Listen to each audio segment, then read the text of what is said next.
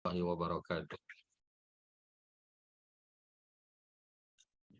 Alhamdulillah wassalatu wassalamu ala Rasulillah wa ma taufiqi illa billah. Subhanaka la ilma lana illa ma 'allamtana innaka antal alimul hakim. Rabbi shrah li sadri wa yassir li amri wahlul 'uqdatam min lisani yafqahu qawli. Wala haula wala quwwata illa billahil aliyyil azim. Tuan-tuan muslimin muslimat, mudah-mudahan kita sama-sama dirahmati oleh Allah Subhanahu wa taala. Jadi kita merujuk kepada kitab Nurul Yakin, ya, kitab Nurul Yakin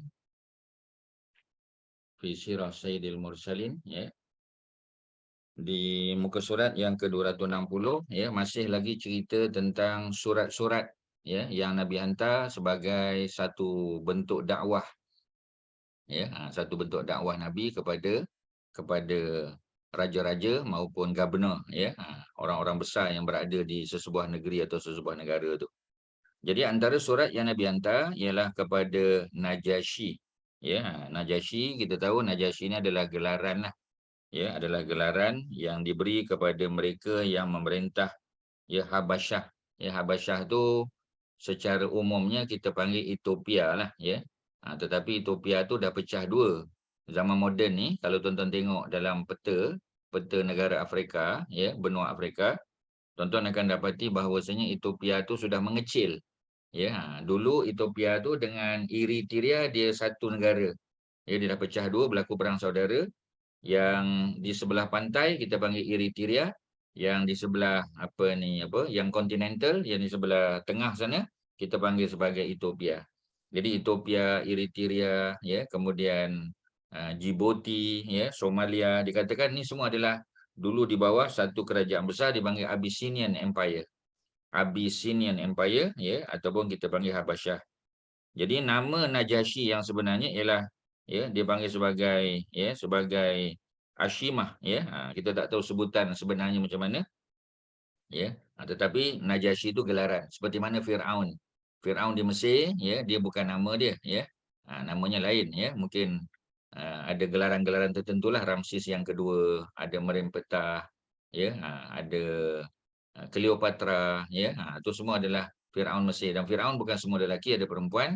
Buktinya ada Cleopatra, ya, yang berasal daripada daripada Greek, ya, sebab dia daripada keturunan Ptolemy, ya. Ptolemy itu adalah salah seorang daripada ketua tentera panglima perang zaman Alexander the Great, ya. Jadi Ptolemy itu yang menguasai Mesir. Jadi beliau berkahwin dan ada keturunan, ya, dan salah satu daripada keturunan Ptolemy itu adalah Cleopatra itu sendiri, ya. Okey, jadi seperti mana Firaun di Mesir, kita ada Najasyi, ya, raja ataupun maharaja di negara ataupun wilayah Abyssinia tadi. Jadi beliau memeluk Islam ketika Rasulullah masih hidup. Maknanya dia ada peluang jadi sahabat, ya, sebab takrif atau definisi sahabat tu ialah man laqiyan Nabi SAW mukminan. Sesiapa yang bertemu dengan Nabi dalam keadaan beriman. Beriman dah, tapi sayang dia tidak pernah bertemu dengan Nabi. Nabi tidak pernah pergi ke negara Habasyah, beliau juga tidak pernah datang ke Madinah. Kalau berlakulah peristiwa tersebut, maka Najasyi menjadi salah seorang sahabat Nabi di kalangan raja-raja, ya. Jadi dia tidak bertemu dengan Nabi. Dia hanya hidup di zaman Nabi. Ya, dia muasarah, maknanya dia hidup sezaman dengan Nabi. Tetapi dia tidak dianggap sahabi kerana dia tidak bertemu dengan Nabi walaupun beriman dan mati dalam Islam, ya.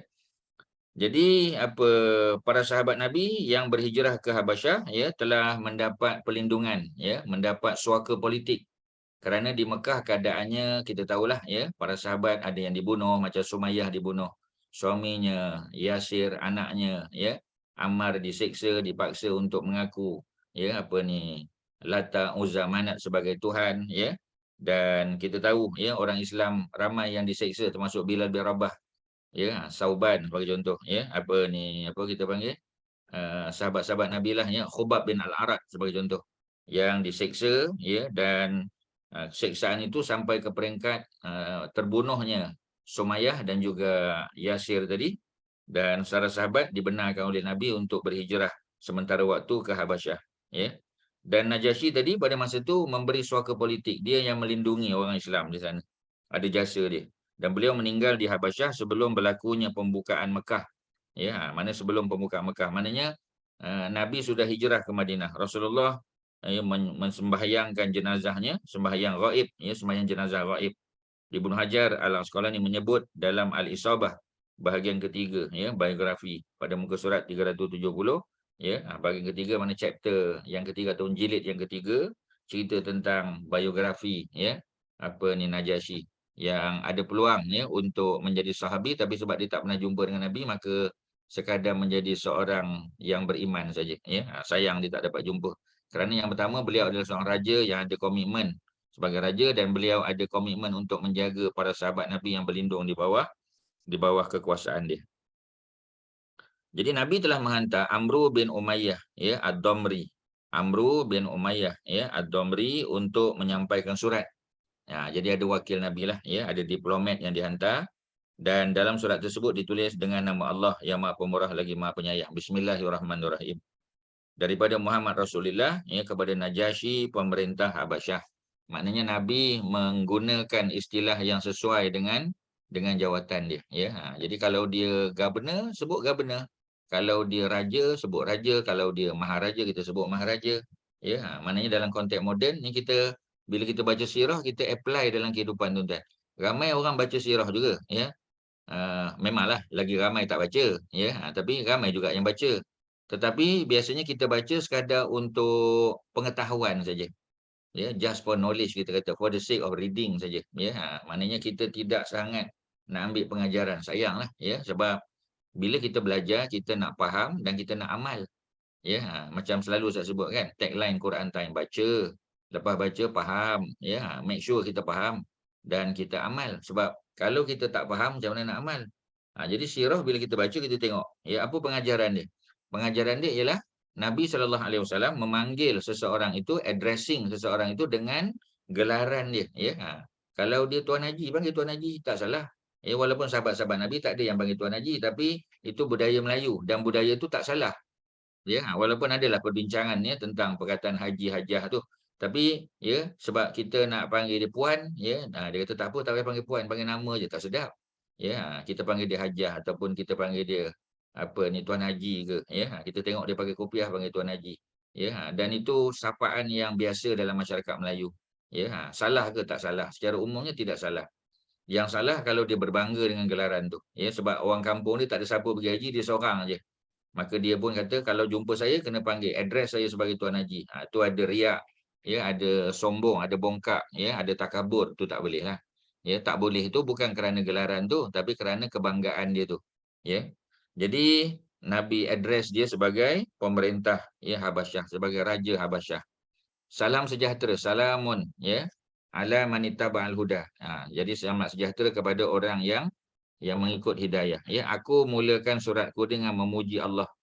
Tidak ada Tuhan selainnya, dialah yang maha suci, maha sejahtera, ya. Kemudian aku menyaksikan bahawa Isa anak Maryam adalah Ruhullah. Jadi gelaran Nabi Isa adalah Ruhullah.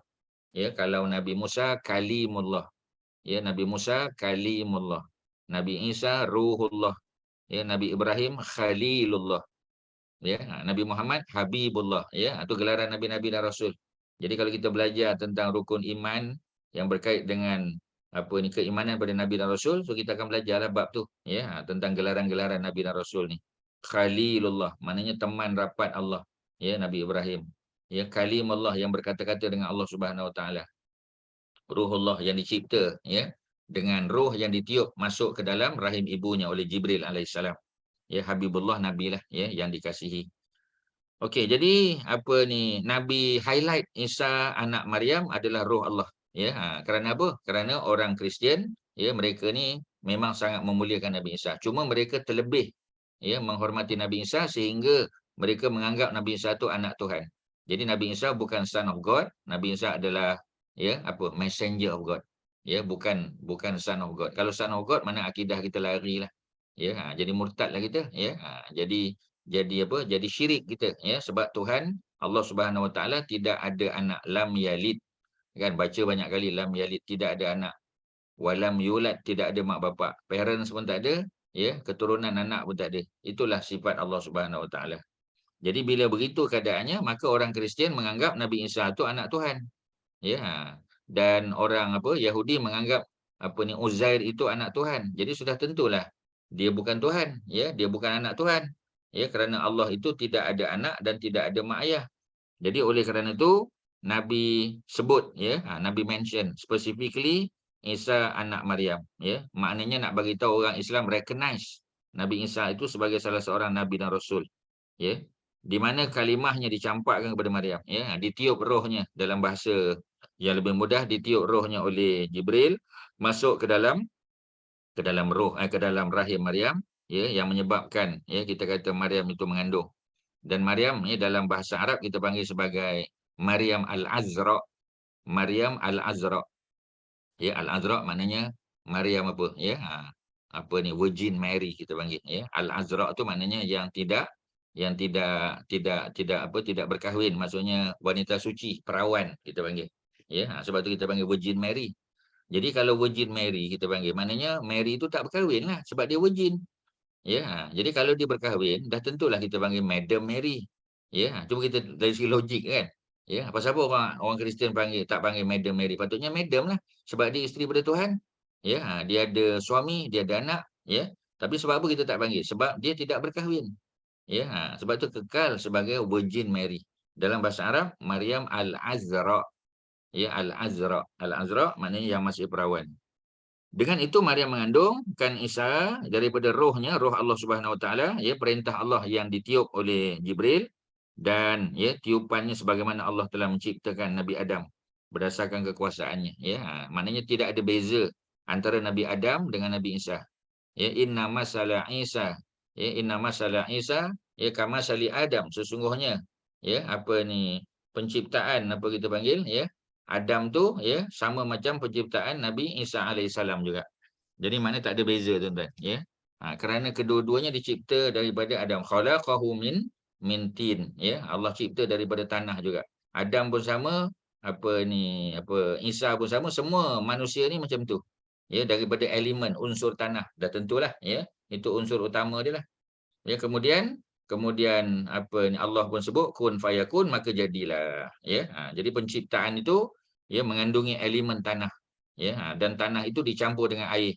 Sebab itu sebahagian ayat dalam Al-Quran ataupun dalam hadis menyebut turab, ya. Sebahagian kata tin, sebahagian kata turab. Turab mana tanah saja, kalau dicampur dengan air dia jadi tin, ya, kita panggil clay lah, ya, tanah liat. Tanah liat mana mesti bercampur dengan air. Dua-dua betul. Daripada tanah, ya, pun betul, daripada tanah liat pun betul. Maknanya proses penciptaan dia, ya. Aku menyeru kamu kepada Allah yang Maha Esa, tidak ada sekutu baginya, la syarika lahu. Ya, dan taatinya. Aku menyeru kamu supaya mentaatiku dan meyakini apa yang aku bawa. Ya, maknanya taat kepada perintah, ya, Allah, dan sudah tentu taat kepada perintah Nabi. Kerana siapa yang taat kepada Nabi, maka dia taat kepada Allah. Ya, man ata'ar rasul faqad ata'a Allah. Man, sesiapa ata'ar rasul, sesiapa yang taat kepada Rasul, faqad ata'a Allah, maka sungguhnya dia telah taat kepada Allah Subhanahu Wa Taala.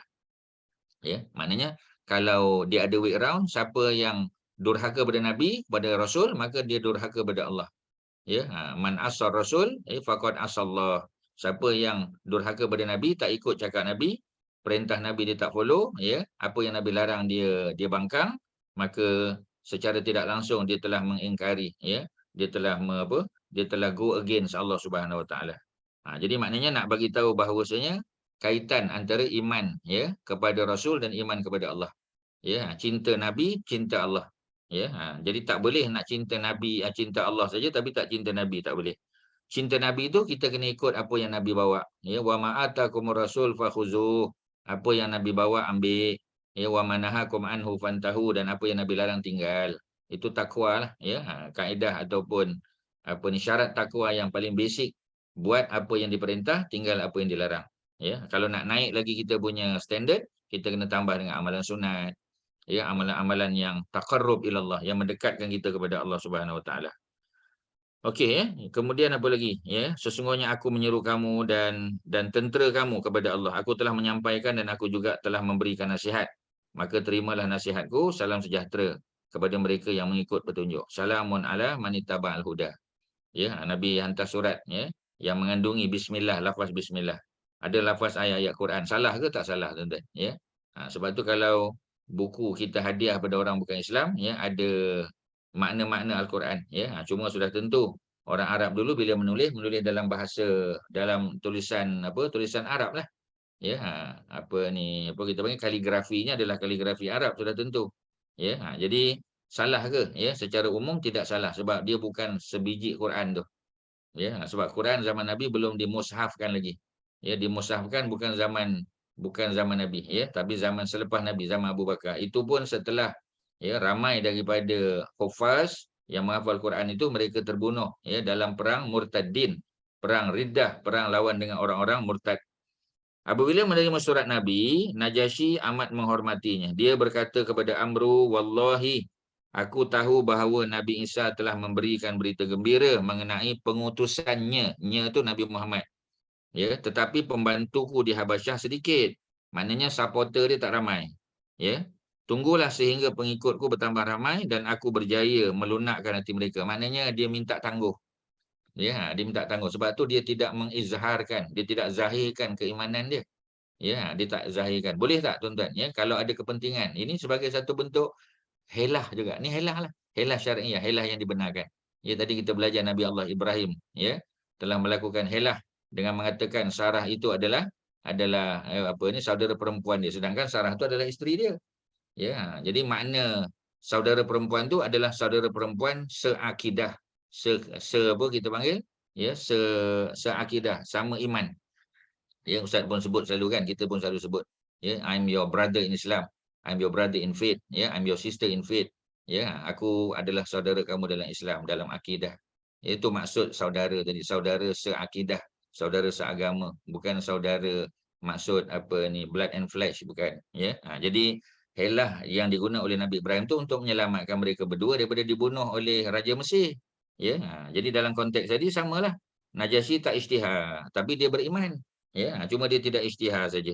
Kerana dia punya supporter, ya, di Habasyah tu tak ramai. Jadi dia kata bagi aku, ya, tambah lagi aku punya pengikut dan aku dapat melunakkan hati mereka. Ni dalam bentuk dakwah lah, ya. Amru mengajak muhajirin yang masih tinggal di Habasyah pulang menemui Rasulullah di Madinah. Di antara orang-orang muhajirin tersebut ialah Ummu Habibah, ya, Ummu Habibah binti Abi Sufyan. Ummu Habibah binti Abu Sufyan, ya. Beliau adalah isteri Ubaidillah bin Jahash.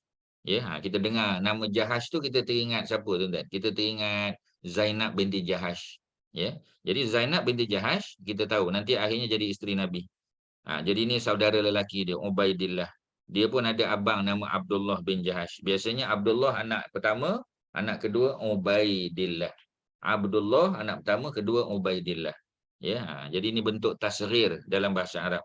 Seperti mana Hasan abang, adik Husain. Abang dia Umar, adik dia Umair. Ya, abang dia Salman, adiknya Sulaiman. Kakaknya Jannah, adiknya Junainah. Itu bentuk-bentuk tasghir, ya, dalam bahasa Arab. Dia bentuk kecil, maknanya ada makna kasih sayang kat situ dan ada makna senior dan junior. Ya, jadi bila kita sebut Hasan, ya, Hasan tu makna Hasan senior. Bila kita sebut Husain, maknanya Husain tu ialah Hasan junior, ya, ataupun kita panggil Little Hasan. Ya, Husain, ya, adalah bentuk nama daripada Hasan. Ya, Husain tu daripada Hasan. Jadi kalau Hasan tu abang, Husain tu adik. That's why kita panggil Little Hasan, ya, ataupun Hasan junior. Siapakah Hasan junior tu? Anak dia. Orang putih pun sama, ya, ada senior junior. Dia macam kita biasa tengok kan cerita Indiana Jones kan. Dia ada Indiana Jones. Dua-dua Indiana Jones. Bapa dia Sean Connery pun Indiana Jones, anak dia Harrison Ford tu pun Indiana Jones, ya, tapi Indiana Jones Junior. Sebab tu Sean Connery panggil anak dia Junior, dia panggil. Anak dia tak suka, ya, bapa dia panggil Junior. Tapi kerana kedua-dua mereka namanya Indiana Jones. Ya, orang putih pun ada. George Bush sama juga, bapa dia pun George Bush, anak dia pun George Bush. George Bush Junior, George Bush Senior. Ya. Orang Arab pun ada macam itu juga istilah. Dia dipanggil kubra dengan sugra, ya, ataupun yang al-kabir dengan as-saghir. Ada juga istilah macam itu. Jadi budaya ni ada persamaan kadang-kadang tuan-tuan, ya, yang kita kena fahamlah. Yang walaupun kadang-kadang tidak disebut secara jelas tetapi understood daripada kaedah bahasa. Ya, jadi kena belajarlah sikit-sikit bahasa Arab tu tuan-tuan, kaedah dia. Dia supaya kita boleh memahami sirah, hadis-hadis Nabi, ayat Quran dengan lebih baik, ya. Okey, apa yang berlaku? Yang berlaku ialah orang-orang muhajirin ramai di situ. Ya, antaranya ialah siapa tadi? Ummu Habibah ataupun nama sebenarnya Ramlah. Tuan-tuan boleh letak in bracket ya, Ummu Habibah dalam kurungan Ramlah ya. Siapakah Ramlah? Ramlah adalah anak Abu Sufyan. Abu Sufyan yang mana? Abu Sufyan bin Harbin. Tuan-tuan tambah.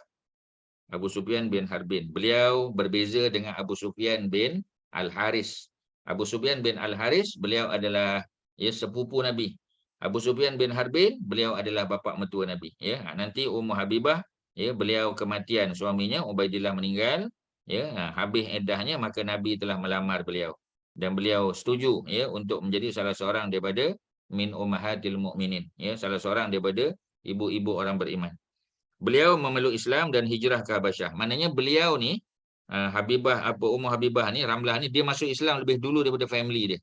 Bapa dia Abu Sufyan, mak dia Hindun ya, mak tiri lah. Ya mak dia lain ya, mak tiri dia Hindun tu. Ya bukan mak kandung dia. Tapi pangkat mak lah ya, mak tiri. Abang dia apa ni adik-beradik dia ya, adik dia Muawiyah, Yazid dan sebagainya, mereka masuk Islam lambat. Mereka masuk Islam masa pembukaan kota Mekah. Ramlah dah masuk Islam sejak di Madinah, di Mekah lagi tuan-tuan. Dia antara yang awal, antara wanita yang awal masuk Islam ya. Jadi beliau masuk Islam, hijrah ke Habasyah, tetapi kecelakaan dapat menewaskannya dan dia menganut agama Nasrani. Nasrani ni ialah Ubaidillah tadi ya. Kalau kita tengok dalam beberapa kitab pun ada sebut ya bagaimana Ubaidillah bin Jahash ya beliau telah terpikat dengan agama Nasrani. Ya, sebab itu tuan-tuan ya, kita dulu belajar di overseas ya, ada program foster parent dia panggil. Ya, foster parent tu maknanya kita bila sampai satu universiti ya, ada geng gereja ya, community gereja yang ambil kita sebagai anak angkat. Dan mereka ni dari segi peribadi memang orang baik. Ya, tak minum arak ya, tak makan apa ni. Kadang-kadang sebagai mereka ni ya, mereka ni vegetarian. Ya, bukan vegetarian je, vegan tuan-tuan. Vegan maknanya telur pun tak makan. Ya, memang orang baik, cakap pun very very soft spoken. Ya, kita tengok rumah dia pun agama dia memang orang baiklah ya. Dan kita kadang tertarik dengan mereka. Kita kata, agama ni sama je. Islam ke, Kristian ke, ya tak ada beza. Semua ya, semua mengagungkan Allah. Semua buat baik, ya tak mencuri, tak merompak, ya tak bunuh orang, ya. Dan kita tengok ya, seolah-olah itu kesamaan. Ini kita panggil pluralism dia panggil. Ya, pluralism maknanya menganggap agama-agama pelbagai ini semua menuju kepada kepada tujuan yang sama.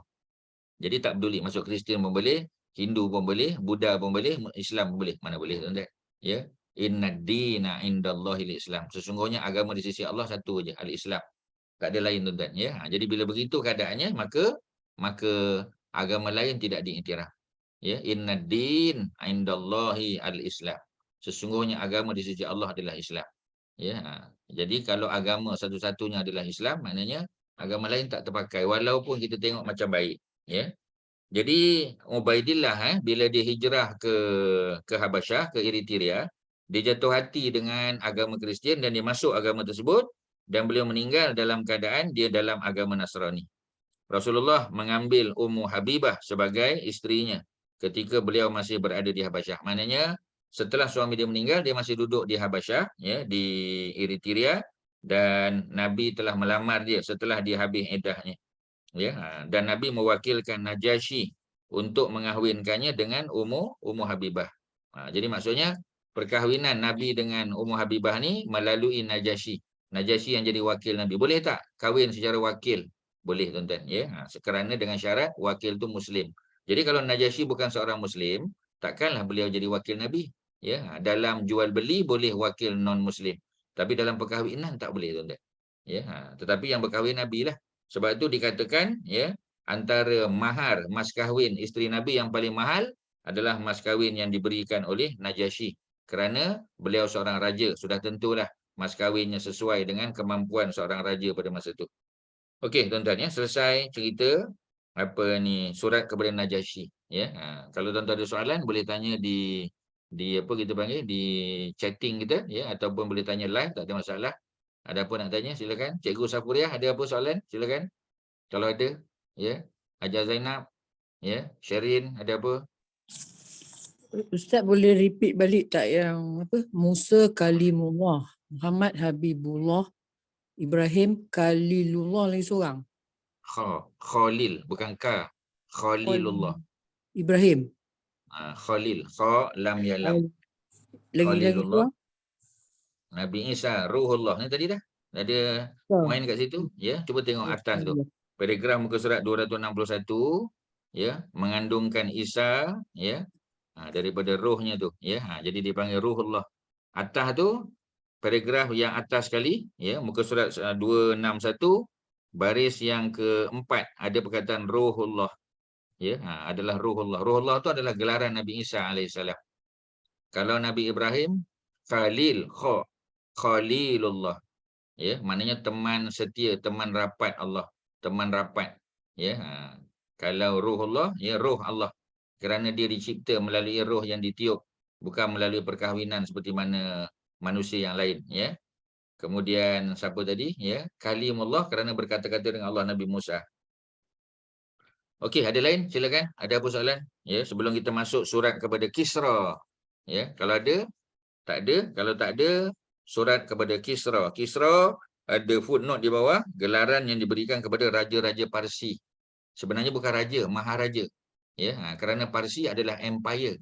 Ya, kalau dia kingdom, kalau dia kerajaan, maka ketuanya raja, king. Tapi kalau dia empire, kita tak bolehlah panggil raja, kita panggil maharaja. Ya, emperor, ya.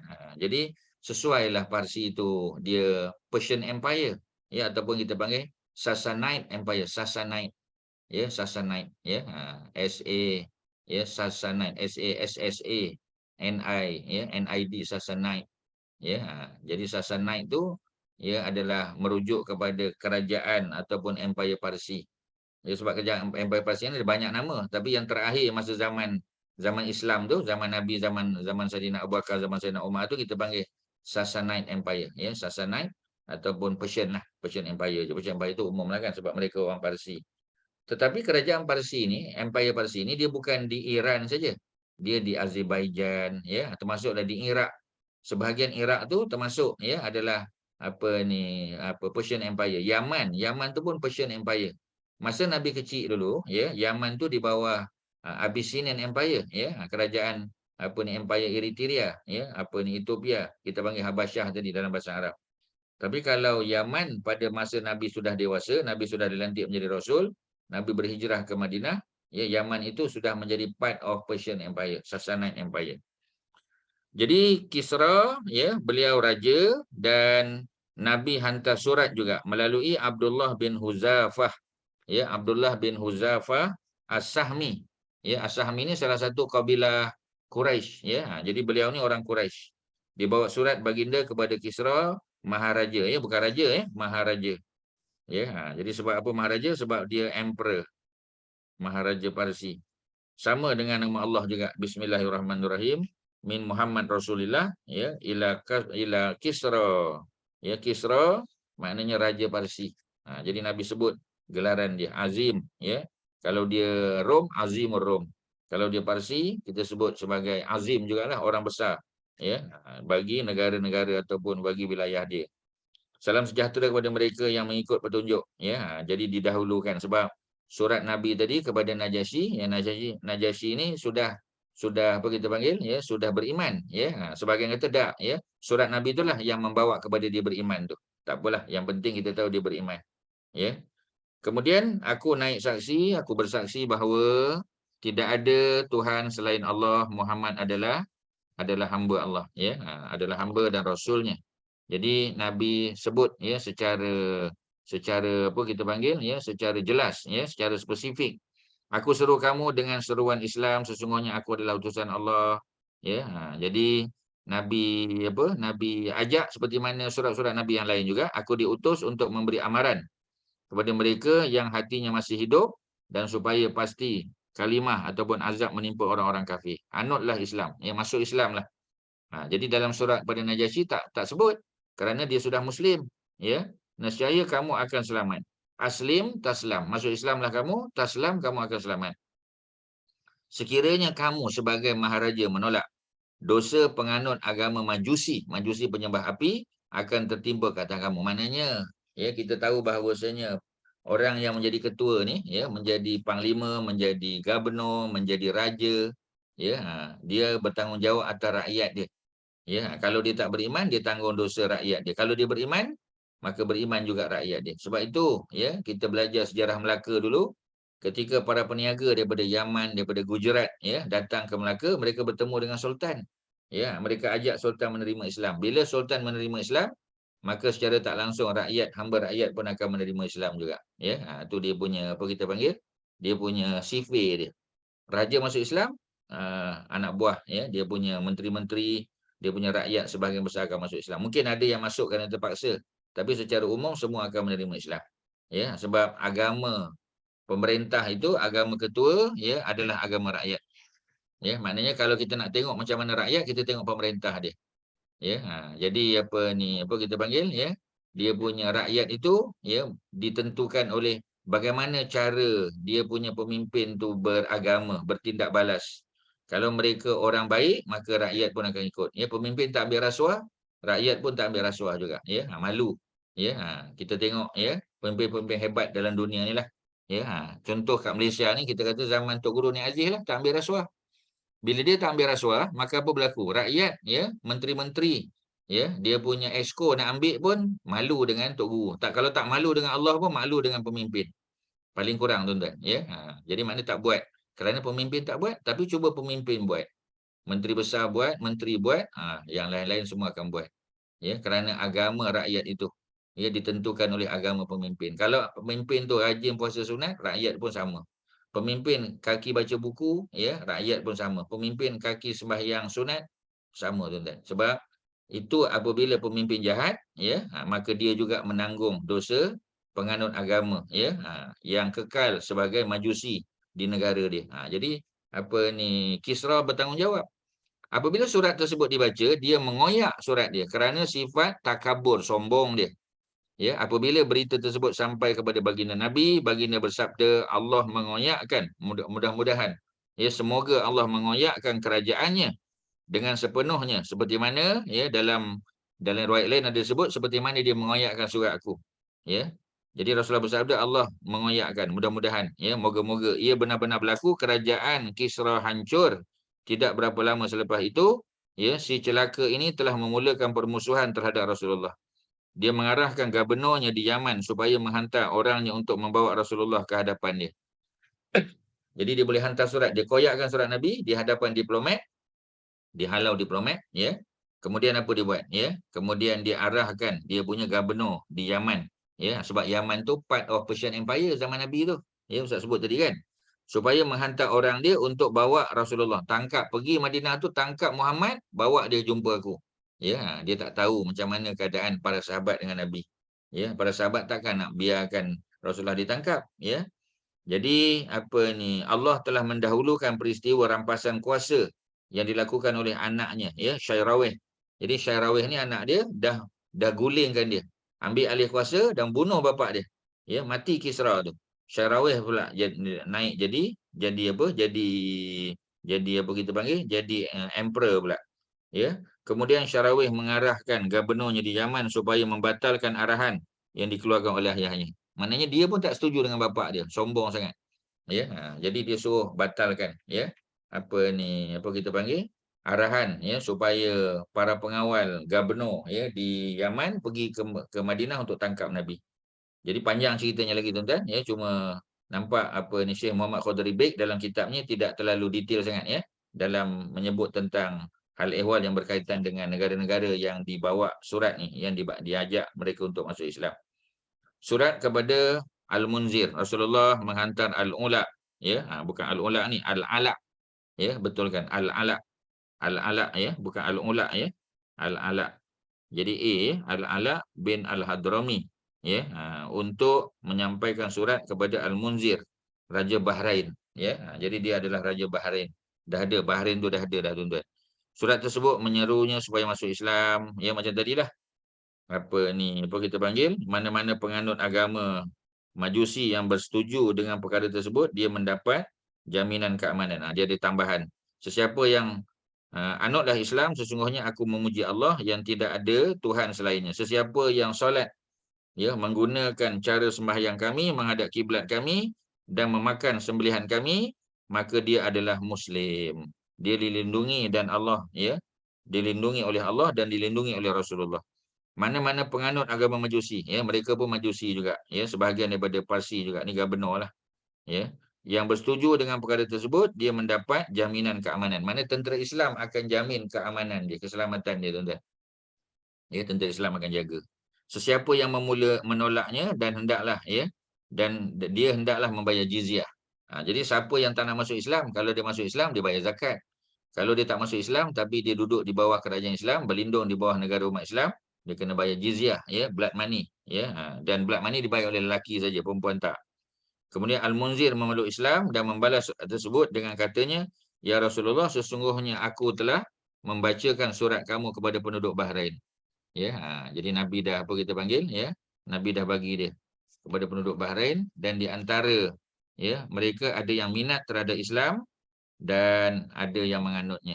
Tetapi ada juga yang membenci. Di negeriku terdapat orang-orang Majusi dan Yahudi. Beritahuku ajaranmu, ya, beritahu aku ajaranmu mengenai mereka. Nabi menjawab surat tersebut dengan mengatakan, ya, Bismillahirrahmanirrahim, daripada Muhammad Rasulullah kepada Munzir, sekali lagi, salam sejahtera ke atas kamu, ya. Jadi dah masuk Islam dia. Aku puji Allah yang tidak ada Tuhan selainnya. Aku naik saksi bahawa tidak ada Tuhan selain daripada Allah. Muhammad adalah hamba dan Rasul Allah. Sesungguhnya aku mengingatkan kamu kepada Allah, sesiapa yang memberikan nasihat, sesungguhnya dia memberikan nasihat dia kepada dirinya sendiri. Kalau dia nasihat orang nak buat baik, maknanya dia nasihat diri dia untuk buat baik juga. Ya, sesiapa yang mentaati para utusanku dan mengikut apa yang dibawa, maka dia telah mentaatiku. Sesiapa yang menasihati mereka, para utusan, maka dia telah menasihatiku. Para utusan yang telah memuji kebaikanmu, aku akan membantumu, ya, menangani masalah kaummu. Jadi oleh kerana apa kita panggil, ya, maklumat yang Nabi dapat daripada yang diplomat yang Nabi utus tu, jumpa dengan Al-Munzir tadi, ya, memang Al-Munzir ni orang baik, dia mau menerima Islam, ya, maka Nabi kata aku dah dengar dah. Ya, aku dah dengar apa ni tentang kebaikanmu, ya. Biarkan orang yang memeluk Islam dengan keislaman mereka, dan aku maafkan orang-orang yang berdosa. Oleh itu terimalah kehadiran mereka. Maknanya tidak ada masalah, kita tak boleh paksa. La ikraha fid din, tak boleh paksa orang masuk Islam. Dan inilah sifat rahmat, sifat kasih sayang, ya, yang ditunjukkan oleh Nabi SAW. Maknanya orang bukan Islam kita tak paksa, dia boleh duduk di bawah negara umat Islam. Ya, cuma dia kena bayar lah, ya, bayar jizyah. Ya, dan bayar jizyah tu sebagai salah satu tanda dia duduk di bawah negara umat Islam, dan tentera Islam akan jaga harta dia, nyawa dia, darah dia, ya. Jadi maknanya ada give and take lah, ya. Mereka kena bagilah jizyah sebagai bukti, ya, mereka tunduk pada negara umat Islam walaupun tak masuk Islam, tak apa. Tidak ada paksaan, ya. Oleh itu terimalah kehadiran mereka selagi kamu melakukan kerja-kerja islah. Islah mana kerja-kerja baik, ya, buat baik, ya, tunjuk orang dia buat baik. Jangan macam kita kata pilihan raya lah kan. Ya, tak payah memburuk-burukkan orang. Ya, kita punya pesaing tu kita apa kita panggil berkempen secara baik. Ya, kita cerita apa yang kita nak buat. Dalam masa 5 tahun akan datang, apa yang kita nak buat? Nak baiki apa? Nak buat apa? Ya, nak tolong masyarakat kampung apa? Ya, orang nak dengar yang tu. Ya, orang tak nak dengar keburukan kita cerita tentang orang dulu-dulu, ya, pesaing kita. Jangan, ya, kita berkempen secara baik, mematuhi SOP, ya, dan kita cerita tentang islah. Ya, seperti mana Nabi sebut tadi. Islah mana benda baik yang kita nak buat. Ya, tak payah buat benda-benda yang menjatuhkan maruah orang lain. Islam tak benarkan. Ya, tujuan untuk menang kita buat benda-benda tak dibenarkan. Ya, kita buat dosa tak boleh, tuan-tuan. Ya, dalam ibadah sama. Ya, contoh, ya, kita tengah tawaf, kita tengok ada peluang nak cium Hajar Aswad. Ya, dan kita pun nak pergi, ya. Jadi pada masa nak pergi itu tiba-tiba ada orang tolak kita. Kita tertolaklah, ya. Tak adalah jatuh tapi dia tepis kita lah, ya. Kita pun balas balik tepis dia.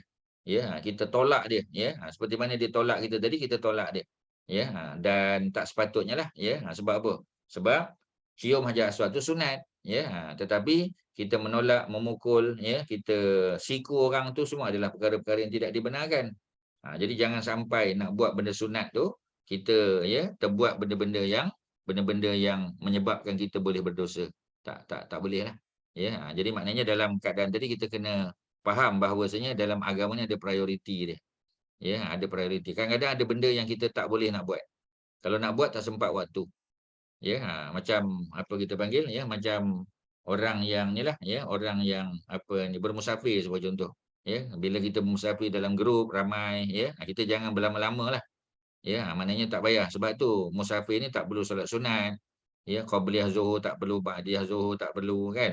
Cukup dengan solat jamak, ya, zuhur asar, dan boleh qasar pula lagi. Dah lah boleh jamak, ya, kita qasar pula, ya. Kadang-kadang, ya, kita tak nak ambil, ya, peluang untuk jamak qasar. Sebab apa? Ya, itu adalah hadiah daripada Allah Subhanahu Wa Taala.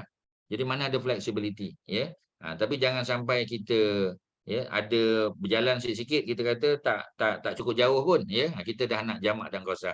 Jangan bermudah-mudah, ya, walaupun kemudahan itu ada. Okey, ya. Jadi apa yang diperingatkan oleh Nabi itu adalah kepada para pemimpin supaya mereka bertanggungjawab atas rakyat. Kalau dia masuk Islam, ya, maka rakyat sebahagian akan masuk Islam. Tapi kalau dia tak masuk Islam, dia menolak agama Islam, maka dia bertanggungjawab dosa yang ditanggung oleh rakyat dia, sebab dia berdosa kerana menyebabkan rakyat dia tidak beriman, ya. Kerana rakyat diikut pada pemimpin. Ya, jadi bila dia ikut pada pemimpin, tengok pemimpin pun tolak Islam, maka dia pun nak tolak Islam. Ya, jadi sayanglah, ya. Sebab tu Nabi sebagai Rasul, Nabi ingatkan, sesiapa yang masih tetap menganut agama Majusi dan Yahudi, mereka hendaklah membayar jizyah. Dengan syarat mereka menerima Islam sebagai pemimpin. Jadi kalau mereka menerima, dia tak payah bayar zakat, sebab zakat untuk Muslim saja. Jadi Majusi, Yahudi, ya, orang yang menyembah berhala yang duduk di bawah negara umat Islam boleh, ya, tetapi mereka kena bayar jizyah. Ya, itu saja yang membezakan. Okey, ya. Kalau tak ada soalan, ada soalan apa-apa? Silakan puan-puan. Surat kepada dua orang pemerintah Oman, ya.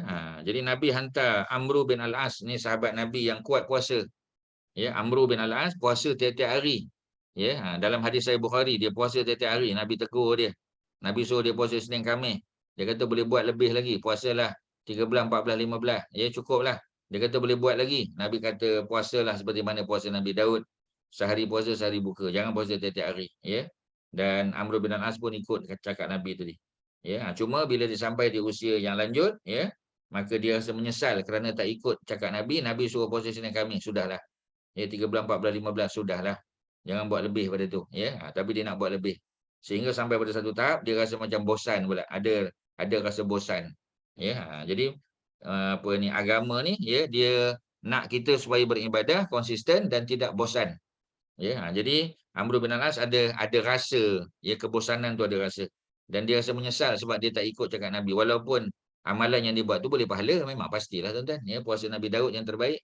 Tapi kadang-kadang kita memaksa-maksa diri, menggagah-gagahkan diri sedangkan kita tak mampu. Buat sekadar yang mampu. Jadi surat Amr bin Al-As, ya, untuk disampaikan kepada Ja'far dan Abdu, ya, Abdun lah. Kedua-duanya adalah anak, ya, Jalandi, Al-Jalandi. Mereka berdua pemerintah Oman, ya. Oman duduk sebelah pada Yaman tu lah. Ya, Oman, ya, ibu negeri dia. Apa ibu negeri dia, tuan-tuan? Ibu negeri Oman apa, tuan-tuan? Apa Datin Lin? Oman, ibu negeri Oman apa? Maskat, Ustaz. Muscat, betul. Terima kasih. Ya, baru dengar suara Kak Shima, ya. Alhamdulillah berjaya juga Ustaz keluarkan suara dia, ya. Jadi orang Arab panggil Muscat. Ya, ejaan ni MUS, ya, MUSCAT kan, Muscat, ya. Jadi Muscat tu dia punya ibu negara bagi Oman, dan Oman ini dari segi akidah mereka bukan ahli sunnah wal jamaah, tuan-tuan tahu kan? Mereka adalah, ya, dipanggil sebagai apa, ya. Mereka ni macam Khawarij juga. Oman, orang baik. Ibadiyah, Ustaz. Ibadi, betul, ya, ibadi. Jadi ibadi itu adalah macam pecahan kepada Khawarij lah. Mereka ni agak ekstrim. Ya, dan mereka ni orang baik lah. Ya, tak buat dosa-dosa. Kita tengok pakaian dia pun, ya, memang apa kita panggil, sebab tengok ramai student Oman ni ada dekat UM, ya, kat UM, di UPM pun ramai, ya. Dan mereka ni orang-orang baik lah, ya. Sebab mereka ni beriman kepada satu kaedah bahawasanya orang yang buat dosa besar ni tak ada ampun lah. Ya, dia Khawarij yang menganggap macam tu, ya. Sebab itu dalam Islam, dalam Ahlussunnah wal Jamaah, dosa besar mana pun kalau dia taubat, dia sungguh-sungguh istighfar minta ampun kepada Allah, mudah-mudahan Allah ampun. Walaupun dosa, ya, yang melibatkan dosa-dosa hudud, ya, merompak ke, mencuri ke, ya, membunuh, berzina, minum arak, ya, berjudi sebagainya, semua ni ada ampun lagi. ya, kerana kita ada satu exit plan namanya ialah taubat nama dia, ya. Tapi bagi Khawarij ni dia agak ekstrim, ya. Sebab tu mereka lah yang kita panggil fundamentalist, ya. Orang yang walaupun fundamentalist tu sebenarnya perkataan yang betul sebenarnya, sebab memang kita kena balik pada fundamental, ya. Kita buat seperti mana Nabi buat, tinggal seperti mana Nabi larang, betul, ya. Tetapi macam tadilah, ya, perkataan fundamentalist tu sudah disinonimkan dengan ekstremis. Sebenarnya tak tepatlah. Ekstremis tu orang yang over, ya. Jadi over ni maknanya buat sesuatu yang Nabi tak suruh pun, ya. Dan apa kita panggil, menganggap orang yang buat tu sebagai pelaku dosa besar, tidak ada ampun. Tak boleh lah tuan-tuan, ya. Dari segi akidah pun dah tak tepat dah. Jadi Oman, ya, dia ada pemimpin, ya, dan dua anak pemimpin tu, Ja'far dan juga, ya, Jaifar, ya, Jaifar dan juga Abdun tadi. Jadi surat samalah tuan-tuan, ya. Tidak ada bezalah. Tak ada apa sangat, ya. Kalau kita boleh apa ni, buka aja muka surat sebelah tu, ya. Kita tengok apabila Amru menemui mereka berdua, muka surat 264, ya, atas sekali. Abdun dan apa ni bin Al-Jalandi bertanya mengenai perkara yang disuruh dan dilarang. Apa benda, ya, the do's and the don't. Ya, apa dia? Amru menjawab, baginda menyuruh taat Allah dan melarang daripada melakukan maksiat. Baginda suruh melakukan kebaikan, menghubungkan silaturahim, melarang daripada melakukan zalim, permusuhan, berzina, minum arak, sembah batu berhala, patung dan lain-lain, ya. Kemudian Abdul menjawab, alangkah baiknya apa yang diseru. Sekiranya saudaraku mengikutku, nescaya kami akan menaiki tunggangan untuk berjumpa Muhammad. Ya, beriman dan membenarkan risalah yang dibawanya, tetapi saudaraku tidak mau meninggalkan kerajaannya dan tidak suka menjadi pengikut. Jadi dia ikut saudara dia. Ya, saudara dia tadi ialah Jaifar tadi. Ya, jadi Jaifar tak mau terima, dia pun tak nak terima.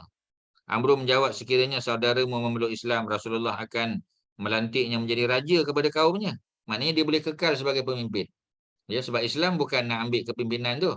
Islam nak bagi kepimpinan pada orang yang layak. Ya, kalau dia masuk Islam, dia tetap akan jadi pemimpin. Ya, dia hendaklah mengambil zakat daripada orang-orang kaya untuk diagih kepada orang-orang miskin. Ya, Abdun berkata ini adalah akhlak yang baik. Ya, apa dia zakat, dia tanya. Amru menceritakan zakat harta yang difardukan oleh Allah. Apabila beliau menyebut binatang ternakan, Abdun berkata, wahai Amru, zakat dikenakan terhadap binatang ternakan kami yang memakan tumbuh-tumbuhan dan meminum air sendiri. Amru jawab, ya. Amrun berkata, demi Allah aku berpendapat kaumku yang jauh negerinya dan bilangan mereka pula ramai tidak akan melaksanakan perkara ini. Abdul membawa, ya, Amru menemui saudaranya Jaifar. Amru berdakwah kepadanya dengan perkara yang melembutkan hatinya sehingga dia dan saudaranya menerima Islam dan kedua-duanya bersetuju untuk mengeluarkan zakat. Ya, jadi maksudnya ada orang masuk Islam ni kerana kawan. Ya, macam kita lah, ya, kadang-kadang nak berubah tu tengok kawan. Kalau kawan berubah, kita berubah. Kawan pergi masjid, kita pun follow. Kawan tak pergi, kita tak pergi. Kalau macam tu, ya, kita tak ada pendirian lah tuan-tuan. Jadi kita kena ada pendirian, ya. Yang terakhir surat kepada Hauzah bin Ali. Rasulullah hantar, ya, Salid bin Amru, ya, Al-Amiri membawa surat kepada Hauzah, ya, di Raja Yamamah. Yamamah tempat gandum, ya, tempat Musailamah Al-Kazab, tempat Tulaihah, ya, tempat apa kita panggil, ya, Sumamah. Ya, Sumamah bin Usal, bukan Tulaihah, Sumamah bin Usal. Ya, Sumamah ni kalau kita masih ingat, ya, beliau ditangkap, ya, kemudian dibawa ke Madinah, di lokap dekat dengan masjid. Selama 3 hari Nabi datang dakwah pada dia. Ajak masuk Islam, tak nak. Hari kedua ajak masuk Islam, tak nak. Hari ketiga ajak masuk Islam, tak nak. Dan akhirnya dia pun dibebaskan sebab tak nak masuk Islam dah. Tak gunalah, ya. Dia tak nak masuk Islam. Jadi dia pun dibebaskan. Dalam perjalanan balik dia mengenang nasib dia. Ya, dia mikir balik apa sebab dia tak nak masuk Islam, sedangkan Islam yang diajar oleh Nabi itu agama yang baik, ya, agama yang penuh berakhlak, ya, agama yang tidak mengambil hak orang lain, tidak zalim, tidak tu, tidak ni, semua tak. Jadi oleh kerana itu akhirnya dia pun U-turn, dia masuk Islam. Bila dia balik ke Yamamah, ya, dia pun arahkan supaya jangan jual gandum kepada orang Madinah, orang Mekah.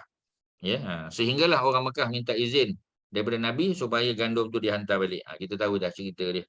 Ya, itu Yamamah, kawasan gandum. Even, ya, orang Madinah pun, ya, makan roti yang dibuat dari gandum datang daripada Yamamah juga sebahagiannya.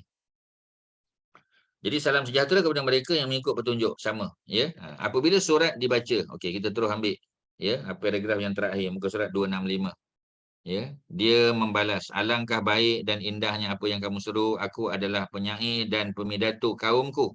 Orang-orang Arab gerun dengan kedudukanku. Maknanya dia cerita balik, ya, aku ni orang penting, aku ni pandai bersyair, pandai berpidato, aku ada kedudukan yang tinggi. Oleh itu, ya, peruntukkan untukku beberapa perkara, maka aku akan mengikutmu. Apabila surat tersebut diterima oleh Rasulullah, baginda berkata sekiranya dia meminta sekeping tanah daripadaku pun, aku tidak akan memberikannya. Ya, jadi musnah-musnahlah apa yang dikuasainya. Selepas Rasulullah pulang ke Madinah setelah berjaya membuka Mekah, ya, ini dalam peristiwa Fatu Mekah, Nabi pun balik selepas tu. Hamzah menemui ajalnya. Rasulullah melantik pembesar setiap kaum yang memeluk Islam sebagai ketua mereka. Ya, jadi siapa-siapa yang masuk Islam, bila dia masuk Islam, kalau dia pemimpin, dia akan dikekalkan jawatannya. Ya, cuma berubah dengan nuansa Islam lah. Ya, dia kena patuhlah perintah Allah dan Rasul. Okey tuan-tuan, selesailah surat-surat yang telah dihantar oleh Nabi kepada para pemimpin negara, antaranya empire lah, ya, macam Persian Empire tadi, Sassanid Empire, ada emperor dia, ya. Begitu juga surat-surat Nabi sebelum ni kita dah tengok kepada Byzantine Empire, ya, yang mereka ni memuliakan Nabi, ya, kepada Raja Mesir sebagai contoh di Al-Muqawqis, ya, di Alexandria, ya. Sebahagian mereka menerima, sebahagian mereka memuliakan, bagi hadiah kepada Nabi. Sebagian mereka kata kami sudah ada agama, ya, kami tak boleh ubah agama. Macam-macam alasan tuan-tuan, ya. Tapi sebahagian besarnya menerima dengan baik. Ya, tapi ya, Raja Parsi ataupun Maharaja Parsi mengoyakkan surat Nabi. Sehingga Nabi mendoakan, ya, semoga Allah mengoyakkan kerajaan dia seperti mana dia mengoyakkan surat Nabi. Dan akhirnya kita tahulah, ya, kerajaannya digulingkan, even dia pun dibunuh oleh anaknya sendiri pula. Tahun ke-7 Hijrah, tuan-tuan, ya. Tahun ke-7. Muka surat 266. Peperangan Khaybar. Okey, kita masuk perang Khaybar. Ya, ini lebih menariklah, ya. Perang Khaybar kita tahu perang lawan Yahudi. Dan Yahudi yang Nabi tentang itu adalah Yahudi yang asalnya daripada Madinah. Mereka duduk di Madinah, ya. Pada bulan Muharram tahun 7 Hijrah, ya, Rasulullah SAW mengarahkan muslimin supaya bersiap sedia untuk menyerang orang-orang Yahudi yang tinggal di Khaybar. Ya, jadi by right sepatutnya bulan Muharram tak boleh. Ya, tetapi kalau ada sebab-sebab tertentu, ya, sebab-sebab tertentu yang menyebabkan keperluan, ya, untuk dilancarkan kempen tentera, so kenalah. Ya, sebagai contoh, kita dengar ada musuh nak datang. Bila musuh nak datang, sebelum dia masuk ke Madinah, sebelum dia sampai tempat kita, kita kena kita kena reach out dia. Ya, so walaupun bulan Muharram kita kena keluar. Tak ada pilihan, ya. Nabi suruh bersiap sedia. Mereka adalah penggerak utama kepada pembentukan tentera Ahzab. Ya, kalau kita ingat lagi masa peperangan Ahzab, peperangan Parit, yang berlaku apa tuan-tuan? Yang berlaku ialah orang-orang Yahudi di Khaybar inilah yang mencetuskan. Ya, merekalah yang telah pergi ke Mekah. Mereka jumpa dengan pemimpin Quraisy, ya. Pada Abu Sufyan, ya, kepada tokoh-tokoh Quraisy yang lain, ya. Dan mereka ajak supaya mereka sama-sama tubuhkan pasukan tentera untuk untuk kalahkan Nabi, ya, untuk kuasai Madinah tu. Dan sudah tentu orang-orang Yahudi ni mereka berdendam dengan Nabi sebab mereka asalnya duduk di Madinah dan mereka telah dilucutkan, ya, kewarganegaraan kerana mereka berkonspirasi untuk bunuh Nabi. Ya, jadi bila mereka berkonspirasi melancarkan peperangan terhadap ketua negara, dah tentulah, ya, mereka dilucutkan kewarganegaraan dan mereka disuruh keluar daripada bumi Madinah. Itu yang akhirnya mereka duduk di Khaybar tu, ya. Jadi merekalah yang telah mencetuskan peperangan, ya, Ahzab itu, ya. Kemudian mereka tidak henti-henti berusaha mengadakan perjanjian dengan orang-orang Arab, ya, Arab-Arab Badui untuk memerangi Rasulullah SAW sebagaimana yang telah kita sebutkan mengenai Ka'ab bin Ashraf. Ka'ab bin Al-Ashraf adalah salah seorang daripada kita panggil pemimpin Bani Nadir. Bani Nadir ni yang duduk di Khaybar itulah, ya. Jadi Ka'ab ni penyair, orang kaya, handsome, ya, pandai berpidato. Ya, jadi Ka'ab ni banyak buat pidato, banyak buat syair yang menghina Nabi, menghina isteri Nabi, menghina perempuan-perempuan muslimah. Ya, sehingga Nabi jatuhkan hukuman bunuh pada dia. Ya, sebab itu Muhammad bin Maslamah, ya, sebagai pegawai tugas-tugas khas, beliau bersama 4 orang sahabatnya telah pergi ke kampung Ka'ab bin Ashraf untuk membunuh Ka'ab dan mereka berjaya. Ya. Jadi Rasulullah juga mengajak orang-orang Arab yang tinggal di sekeliling Madinah, mana orang-orang Badui. Dan mereka ni pernah menyertai baginda, ya, dalam peperangan, ya, Hudaibiyah dulu. Maksudnya mereka sama-sama, ya, sama-sama datang untuk melakukan umrah. Hudaibiyah ni asalnya, Hudaibiyah ni perjanjian Hudaibiyah, Suluh Al-Hudaibiyah. Tetapi tujuan Nabi keluar ke Hudaibiyah tu sebenarnya adalah kerana mimpi Nabi. Nabi bermimpi melihat baginda memakai ihram, Nabi tawaf bersama para sahabat di sekeliling Kaabah. Ya, mimpi itu datang beberapa kali dan Nabi pun bagi tahu kepada para sahabat, Allah telah mengizinkan kita untuk mengerjakan umrah. Itulah umrah kali pertama. Tahun yang ke-6 tu kita dah belajar dah, ya. Ini dah tahun ke-7. Jadi tahun yang ke-6 tu Nabi pun bersama para sahabat 1,500 orang keluar, ya, ke Mekah untuk mereka melakukan apa? Melakukan umrah. Ya, dan sudah tentu mereka tidak berpakaian perang. Tak bawa senjata berat, ya, tak pakai baju besi, ya, tak ada shield, ya. Sebab tujuan dia bukan untuk berperang. Tapi mereka punya kedatangan itu telah disalahpahami oleh orang-orang Quraisy. Sehingga kedatangan mereka melalui Tan'im dihalang. Sebab orang Madinah daripada Bir Ali, bila masuk ke Mekah, mereka masuk melalui Tan'im. Ya, ada Masjid Aisyah, ya, ada Miqat An-Nisa kat situ. Jadi Nabi nak masuk dihalang. Bila Nabi dihalang, apa yang berlaku? Yang berlaku ialah Nabi ikut jalan lain. Ya, Nabi pusing ikut Hudaibiyah. Jadi di Hudaibiyah rupanya Nabi dihalang juga dan akhirnya tercetuslah perjanjian, ya, ataupun perjanjian damai kita panggil Suluh Al-Hudaibiyah, ya, dinamakan Hudaibiyah kerana perjanjian itu ditandatangani di Hudaibiyah. Itu nama Hudaibiyah tu. Kalau perjanjian itu ditandatangani di Tan'im, mungkin jadi Suluh Tan'im lah, ya, bukan Suluh Al-Hudaibiyah. Dan Hudaibiyah pula adalah salah satu daripada mikot untuk orang yang nak buat umrah. Orang yang dia duduk dalam Mekah, ya, nak mikot, dia akan keluar ke tanah haram, tanah halal. Dan tanah halal tu ada di Tan'im, ada di Ja'ranah, dan satu lagi adalah di Hudaibiyah. Ya, jadi Hudaibiyah ni tak begitu popular lah, ya. Tetapi kalau nak buat daripada Hudaibiyah tak salah, boleh. Sebab Nabi pun pernah berusaha untuk masuk melalui Hudaibiyah, cuma terhalang, ya, kerana musuh menyangka Nabi nak berperang. Nabi tak berperang, ya. Nabi datang dengan pakaian ihram. Pakaian ihram bukan untuk perang. Perang tu pakai baju besi, ya, dan bawa senjata berat. Jadi itu cerita Hudaibiyah tadi. Jadi mereka ni, ya, kita tahu, ya, bahawasanya mereka ini minta izin untuk menyertai tentera muslimin. Rasulullah menjawab, mereka yang dibenarkan ialah mereka yang keluar kerana ingin berjihad. Mengenai harta ghanimah pula, aku tidak akan memberinya kepada kamu walaupun sedikit. Rasulullah menyuruh juru cakapnya mengisytiharkannya. Jadi maknanya ada setengah masyarakat Badui ini kerana mereka tahu dalam peperangan kalau Islam menang mereka dapat harta ghanimah, harta rampasan perang. Itu yang mereka bersemangatlah, ya. Tapi Nabi bagi tahu yang nak keluar ni bukan untuk dapat harta, yang keluar ni nak jihad.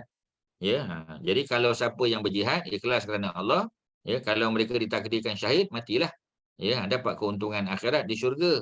Tapi kalau tidak, mereka dapat hapuan dunia ghanimah. Tapi tujuan mereka pergi bukan untuk ghanimah. Tujuan mereka untuk mengangkat kedudukan Islam tu, ya. Jadi Rasulullah keluar menuju ke Khaybar setelah melantik, ya, Sibak bin Arfatah, ya, Al-Ghifari, ya. Al-Ghifari ni ada nota kaki di bawah dalam Sirah Ibn Hisham, ya, jilid yang kedua. Sirah Ibn Hisham ni ada dalam bahasa Inggeris, tuan-tuan, ya, ada dalam English, ya, dan juga ada dalam bahasa Melayu pun dah ada 3 jilid Sirah Ibn Hisham, ya. Dalam Indonesian dah lama adalah, dalam bahasa Melayu pun ada, ya. Jadi diterjemahkan, cuma banyak riwayat-riwayat yang tidak boleh dipertanggungjawabkan, ya. Ada yang dhaif, ya, banyak riwayat-riwayat yang lemah yang perlu ditapis lah, ya. Sebab itu Ustaz tengok di kita panggil di di Islamic Book Fair, ya, IBF, Islamic Book Fair di Jakarta ni sebelum pandemik dululah. Ya, lama tak pergi Jakarta, ya. Dulu kalau ada book fair biasa Ustaz pergilah, ya. Kadang-kadang bawa kawan-kawan lah, bawa student yang minat, kita bawa lah, kita pergi ke sana, kita pergi Islamic Book Fair besar lah, ya, di Jakarta Convention Center tu, ya. Jadi Ustaz tengok ada terjemahan, ya, Sirah Ibn Hisham yang edited version. Maknanya Sirah Ibn Hisham tu, ya, dalam bahasa Arab, ya, sudah diedit, ya, ditentukan hadis-hadis dia, status dia, dan ada terjemahan dalam bahasa Indonesia, ya. Itu menarik tu, ya. Jadi Ustaz pun ada beli 1 kopi lah, ya. Cuma macam tadilah, ya, tengok di kedai-kedai buku tak nampak lah. Tapi kalau tak tahu kalau beli online mungkin ada. Jadi dia boleh, ya, boleh tambah banyak maklumat kita lagi lah, ya, Sirah Ibn Hisham ni, ya. Sebab dia punya penceritaan, penjelasannya lebih detail Ya, kalau dalam apa kita panggil Nurul Yakin ni pun detail juga ya, tapi Syarah Ibn Hisham tu lagi detail, lagi besar kitab. Ya, sebab kalau buku Nurul Yakin ni 1 jilid ya, Syarah Ibn Hisham tu 3 jilid. Lagi besarlah ya.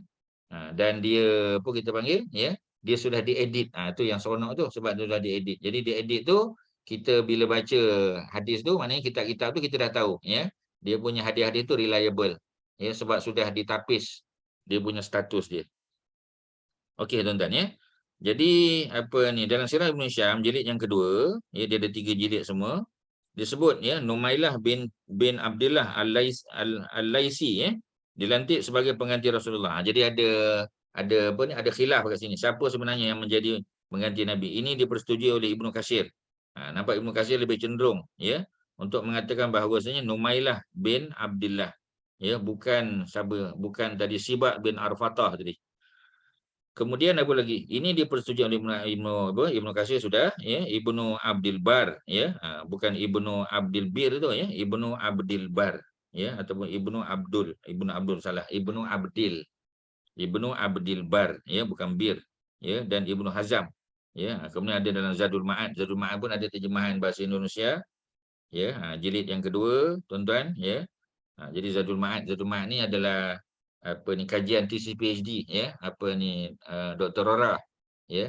Jadi Dr. Zaimi Ramli ya, kajian PhD dia adalah tentang Zadul Ma'ad. Ini kitab yang ditulis oleh siapa tadi ya, oleh kita panggil Ibnu Qayyim Al-Jauzi ya. Jadi Ustaz tak pasti sama ada Dr. Rora dia ada terbit atau tidak ya. Tapi Zadul Ma'ad ni kitab ada terjemahan dalam bahasa Indonesia ada ya, ada.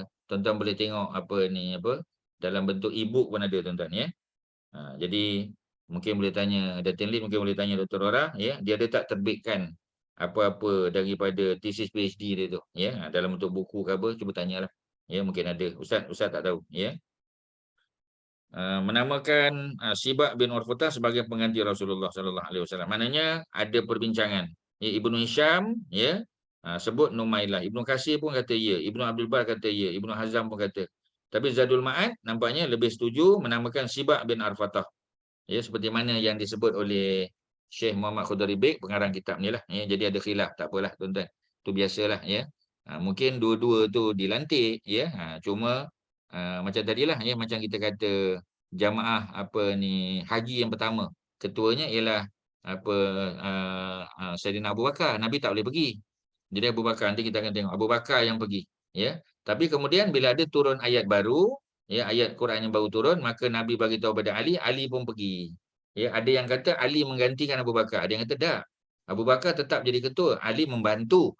Jadi ada khilaf kat situ ya. Sebenarnya dua-dua pergi ya. Cuma siapa yang menjadi ketua utamanya adalah Abu Bakar, Sayyidina Ali membantu ya. Kadang-kadang macam tu. Jadi sebab itulah kita tengok kadang-kadang dia tidak ada kesepakatan ya.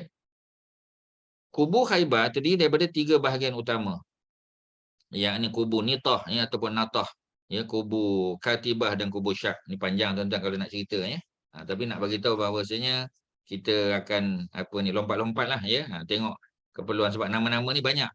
Ya, jadi ustaz tak detailkan sangat ya. Rasulullah memulakan serangan dengan menyerang kubu Nitah ataupun Natah tadi. Ya, tentera muslimin berkemah di bahagian timur ya kubu tersebut, di kawasan yang tidak sampai panahan anak panah. Jadi Nabi ya tahu bahawasanya setakat mana anak panah boleh sampai, berapa meter boleh sampai. Jadi kalau kita nak berkubur, kita kena berkubur di tempat yang anak panah kalau dilepaskan tak sampai kepada kita, selamatlah. Ya, kalau tidak nanti kena panah pula. Rasulullah ya mengarahkan supaya pokok-pokok kurma ditebang. Sedangkan kita tahu dalam perang tak boleh tebang pokok. Pokok tak boleh tebang ya. Kemudian tak boleh cantas dia punya pelepah, tak boleh ambil buah dia, tak boleh. Melainkan dapat izin daripada dia punya tuan dia. Kalau tak boleh, tak boleh. Ya, tak ada tuan dia tak boleh. Sebab tuannya biasa dah lari lah sebab nak perang kan. Jadi Nabi arah ya untuk menakutkan dan memaksa mereka menyerah diri. Kerana pokok-pokok kurma ni kadang-kadang dijadikan sebagai buffer, sebagai perisai. Ya, jadi ditebang ya. Dan untuk paksa mereka menyerah diri, muslimin menebang kira-kira 400 batang pokok kurma. Pokok kurma bukan kecil-kecil anak tuan-tuan ya, pokok besar ya. Melihatnya orang-orang Yahudi tetap ingin meneruskan peperangan walaupun mereka sedih ya kerana pokok mereka ditebang ya, tapi mereka teruskan juga. Baginda mengarahkan supaya kerja menebang dihentikan. Sebab ya, bila satu kaedah tu ya dilihat tidak berjaya, ya, menyebabkan mereka menyerah kalah, maka berhentilah. Ya, sebab kaedah tu tak boleh nak digunakan pakai. Kalau kita terus buat pun tak ada perubahan pada orang Yahudi. Jadi bila Nabi melihat keadaan begitu, maka Nabi suruh dihentikan. Peperangan ya panah bermula di kubu Naim. Ya, panji-panji muslimin berada di tangan salah seorang muhajirin. Beliau tidak dapat berbuat sesuatu. Dalam perang tersebut, ya, Mahmud, saudara Muhammad bin Maslamah meninggal dunia. Ya, tadi Ustaz sebut Muhammad bin Maslamah ni adalah pegawai tugas-tugas khas. Ya, pegawai tugas-tugas khas maknanya beliau yang disuruh oleh Nabi, diamanahkan oleh Nabi, dia diarahkan oleh Nabi untuk contoh tadi membunuh Ka'ab bin Al-Ashraf, penyair yang sombong tadi, ya, orang Yahudi yang handsome, yang banyak duit, ya. Kemudian ada kubu dia sendiri, ya, kemudian dia ni apa kita panggil, ya, dihormati oleh kaum dia kerana pandai bersyair, ya, tetapi beliau celupar mulutnya, ya, laser mulut dia. Jadi akhirnya kerana kejahatan yang dia buat, terutamanya dengan syair-syair yang dia ucapkan, maka Nabi minta Muhammad bin Maslamah, ya, dan beberapa orang rakannya untuk pergi membunuh Ka'ab, dan mereka berjaya. Jadi itu Muhammad bin Maslamah. Adik dia, saudara dia, tuan-tuan, ya, ialah siapa tadi? Mahmud meninggal dunia. Setiap hari Rasulullah pergi bersama sebahagian tentera untuk melakukan serangan dan melantik salah seorang muslimin untuk mengetuainya. Ya, jadi maknanya Nabi lantik pada malam yang ke-6, dah 6 malam dah. Pengawal tentera, yakni Umar bin Al-Khattab, berjaya menangkap seorang Yahudi yang keluar pada waktu malam. Dia dibawa kepada Rasulullah SAW. Apabila lelaki tersebut merasa takut, dia berkata, sekiranya kamu memberikan jaminan selamat kepada aku akan ceritakan kepadamu perkara yang menyebabkan kamu berjaya. Dia datang, ya, nak bagi tahu. Para sahabat berkata, ceritakanlah, kamu diberikan jaminan keselamatan. Jadi maknanya janji untuk dia tidak dibunuh. Ya. Kemudian dia berkata, penduduk kubu ini telah bosan dan letih. Dia bagi tahu. Ya, sebab dia daripada dalam sana, ya, daripada kubu sana. Jadi dia bagi tahu, ya, bahawasanya tentera yang berada di dalam tu dah bosan, dah letih, 6 hari dah. Ya. Ketika aku keluar, mereka sedang menghantar anak-anak mereka ke kubu Syak, ya, dan akan keluar memerangi kamu pada hari esok. Dia dah bagi tahu dah. Ya, jadi anak-anak mereka pun dah dihantar. Ya, sebab di antara satu kubu dengan satu kubu ni dia biasanya ada jalan bawah, ya, ada underground tunnel, tuan-tuan. Ya, tuan-tuan tahu kan, ya. Biasanya ya kubu-kubu besar ni dia ada underground tunnel untuk menyambungkan tempat mereka tu dengan kampung-kampung yang lain. Ya, kalau mereka keluar ikut pintu utama, ya, dah tentulah mereka akan dipanah, dibunuh dan sebagainya, ya. Jadi mereka ada underground tunnel, dan underground tunnel tu tidak disedari oleh pihak musuh. Ya, sebab itu mereka boleh bertahan, ya, kadang-kadang bertahan berbulan-bulan. Kerana sumber makanan walaupun sebahagiannya ada dalam kota, tapi sebahagian mereka dapat daripada kampung-kampung. Ya, jadi ada pengawal-pengawal atau tentera yang pergi ke kampung ikut jalan tunnel tadi bawah tanah, dan mereka bawa balik. Ya, jadi maksudnya mereka boleh hidup, boleh survive kerana ada makanan. Ya, sama seperti mana berlaku di Sarajevo, tuan-tuan. Ya, kalau tuan-tuan pergi ke Tunnel of Hope nama dia dekat Sarajevo tu, ya. Jadi orang Islam yang bertahan, ya, Serbia serang daripada atas bukit, ya, dekat dengan airport, ya. Jadi kalau angkat kepala je kena tembak, ada sniper tembak. Jadi macam mana mereka tak boleh nak survive kampung mereka. Jadi mereka terpaksa gali tunnel. Sebab tu tunnel tu dipanggil Tunnel of Hope. Ya, terowong harapan, tuan-tuan, ya. Jadi dari situlah mereka bawa kambing, ya, mereka nak pergi ke kampung lain, ya, mereka nak bawa gandum, nak bawa makanan, nak bawa apa-apa sayur-sayur dan sebagainya, buah-buahan melalui tunnel tadi. Dan tunnel tu kita tak boleh berdiri tegak. Ya, kita kena menunduk sikit, tuan-tuan, ya. Kadang-kadang naik air, kalau hujan, ya, naik air, ya. Tapi itulah, ya, cara mereka nak keluar masuk daripada kampung. Jadi jangan peliklah, ya, di antara satu kubu dengan kubu yang lain tu dia ada underground tunnel dia. Jadi mereka, ya, dah bosan. Ya, walaupun mereka boleh dapat makanan dan sebagainya, tapi mereka dah mula bosan dah. Ya. Jadi bila mereka bosan, ya, apa yang berlaku? Yang berlaku ialah mereka nak keluar pada esok hari. Mereka dah hantar anak-anak mereka ke kubu yang lain. Ya. Esok sekiranya kamu berjaya menawan kubu ini, aku akan tunjukkan kepadamu tempat simpanan manjanik. Manjanik ni adalah katapul, ya, macam kita kata ya, plastik besarlah yang digunakan untuk, ya, letak batu biasanya untuk merobohkan benteng kubu pertahanan, tuan-tuan, ya. Dia akan tunjuk. kereta kebal, baju besi dan pedang yang memudahkan kamu menawan kubu-kubu yang lain. Ya, jadi dia punya storage persenjataan dia tu, ya, depo senjata dia ada kat situ. Jadi kamu boleh menggunakan manjanik dan beberapa orang boleh masuk ke dalam kereta kebal, ya, untuk menebuk tadi. Jadi ada nota kaki di bawah, alat yang digunakan dalam peperangan, tentera berada di dalamnya, bergerak ke dinding kubu dan menjalankan kerja melubangnya. Jadi boleh, ya, digunakan untuk melubangi dan akhirnya memecahkan tembok, ya, yang menjadi perisai, ya, kepada setiap kubu tu. Jadi dia dah bagi dia dah bagi idea dah, ya, macam mana nak kalahkan. Rasulullah bersabda kepada Muhammad bin Maslamah, ya, muka surat sebelah 268, esok aku akan serahkan panji-panji kepada seseorang yang menyintai Allah dan Rasul. Jadi semua orang, ya, looking forward lah untuk jadi orang yang Allah dan Rasul suka, ya, Allah dan Rasul cinta. Allah dan Rasul juga mencintainya, ya, dia cinta Allah dan Rasul, Allah dan Rasul pun cinta dia. Pada malam tersebut, ya, Muhajirin dan Ansar tidur dalam keadaan bercita-cita untuk mendapatkan panji-panji yang dijanjikan. Semua nak, ya, arah-arah akulah, ya. Sehingga kan Umar bin Al-Khattab berkata, aku tidak pernah bercita-cita hendak menjadi ketua kecuali pada malam tersebut. Ya, Umar pun kata, ya, kalau boleh aku nak jadi. Aku tak pernah ada cita-cita nak jadi ketua selama ni. Tapi oleh kerana Nabi sebut, ya, dia cinta pada Allah dan Rasul, Allah dan Rasul pun cinta dia. Maka aku nak jadi. Pada esok harinya Rasulullah bertanya mengenai Ali bin Abi Talib. Bila dah para sahabat berkumpul, Nabi nak buat pengisytiharan, Nabi pun tengok-tengok, Ali tak nampak. Maka Nabi pun kata, Ali mana? Ya. Maka dijawab, ya, dijawab oleh siapa? Oleh Miqdad bin Al-Aswad. Al-Miqdad bin Al-Aswad ni adalah kawan baik Sayyidina Ali. Dikatakan dia juga tidur di kemah yang sama dengan Sayyidina Ali. Jadi dia kata Ali sakit mata. Baginda menghantar sahabatnya untuk bawa Ali tadi, ya. Jadi Al-Miqdad dikatakan telah pergi untuk bawa balik, ya, Ali. Apabila Ali datang, baginda meludah, ya, kedua-dua matanya, maka Allah menyembuhkan kedua-dua matanya seolah-olah beliau tidak mengidap penyakit tersebut. Ya, ada sebahagian riwayat kata sebelah mata. Sebab biasanya sakit mata ni dia tak akan menyerang dua-dua sekali, tuan-tuan. Ya, sakit mata ni. Inilah maha bijaksananya Allah Subhanahu Wa Taala. Bila sakit mata biasanya sebelah dulu. Ya, cuba tuan-tuan bayang kalau dua-dua belah. Ya, jadi Allah bagi sebelah dulu. Bila sebelah dulu, apa yang berlaku, tuan-tuan? Ya, yang berlaku ialah sembuh sebelah tu, barulah sebelah tu lagi. Jadi maknanya tidaklah, ya, tidaklah langsung tak boleh nak buat kerja apa, tuan-tuan. Ya, sebab tuan-tuan tahulah sakit mata ni, kalau kita rukuk dan sujud terutamanya, memang terasa nak terkeluar mata tu. Jadi oleh kerana tu, maka Allah bagi sebelah-sebelah. Ya, tapi kalau katalah, ya, cerita ni benar pun tidak menjadi masalah kerana Nabi telah meludah kedua-dua matanya. Ya, jadi ini hanya untuk Nabi, tuan-tuan, ya. Tuan-tuan jangan buat perangai pula, ya. Nanti anak sakit mata, tuan-tuan ludah mata dia. Tak sembuh, tuan-tuan, ya.